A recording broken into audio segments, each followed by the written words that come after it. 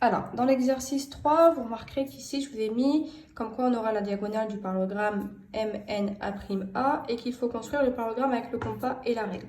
Pourquoi on parle de parallélogramme? Puisque dans le cours, je vous ai dit que grand 3, propriété de la leçon, si M' fait l'image de M par la translation qui transforme A en B, ça signifie que AB'M', c'est-à-dire ce quadrilatère-là, est un parallélogramme. Donc, il faut utiliser les propriétés du parallélogramme. Donc, dans cet exercice A, la première question. Placez le point I milieu de AN. Donc, je vais mesurer ici, je vais même le tracer d'ailleurs, AN. Alors moi, j'ai imprimé la feuille directement, j'ai 12,6.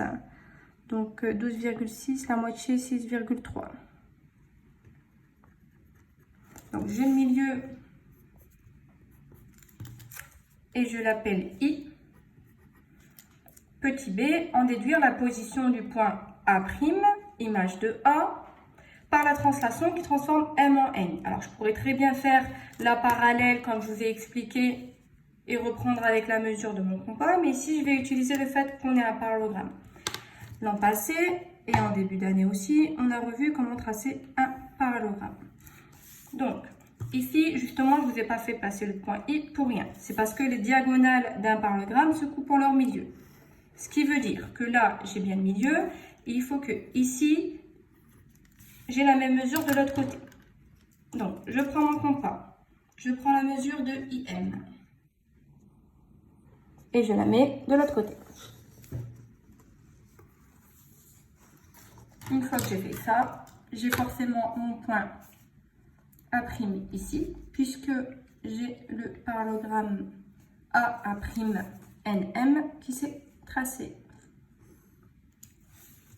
La mesure MN, c'est la même que celle qui est en face, AA', c'est une propriété du parallélogramme, les côtés opposés sont égaux. Et en plus, MN, il est bien parallèle à AA', c'est aussi une propriété du parallélogramme. Je vais faire de même pour la question 2. Placer le point J au milieu du segment BN. Donc, je vais tracer BN.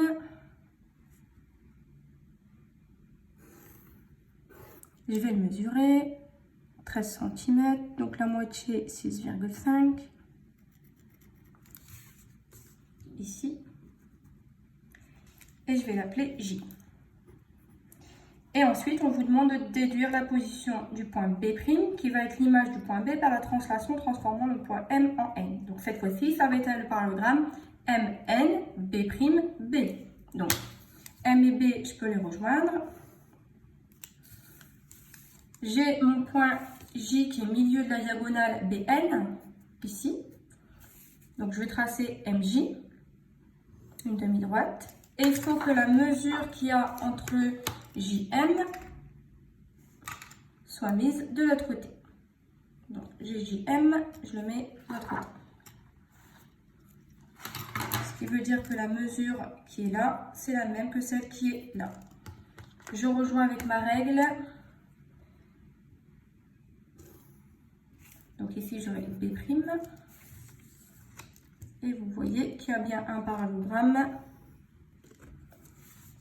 MN, B', B. Les côtés opposés sont parallèles et la mesure MN, c'est la même que celle de B', B'.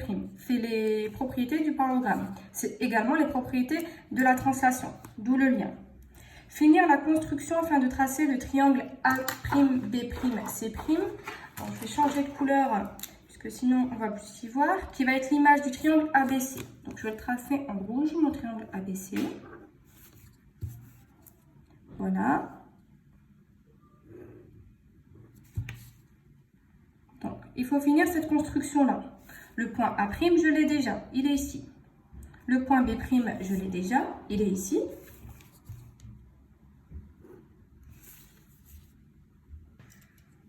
J'ai A', B', j'ai AB. Il me faut la translation du triangle ABC par la translation qui transforme M en N. C'est-à-dire que mon triangle ABC, il va décaler, il va se retrouver ici. Puisque M, il est là, il décale, il se retrouve ici. Je vous ai écrit dans le cours que la translation conserve les distances, l'alignement, le parallélisme. En fait, c'est comme les symétries. On a une figure, on garde la même figure, juste on la bouge. C'est tout. Donc le triangle ABC, ben, je reprends avec mon compas la mesure de AC. Je viens pointer en A' et je fais un arc de cercle. Et ensuite, je prends la mesure de BC et je viens pointer en B' et je fais mon arc de cercle. Donc comme ça, et ben, j'aurai automatiquement le point C' et il me restera plus qu'à rejoindre A', AC' et B', AC'. Vous voyez bien que le triangle qui est là, il a décalé ici.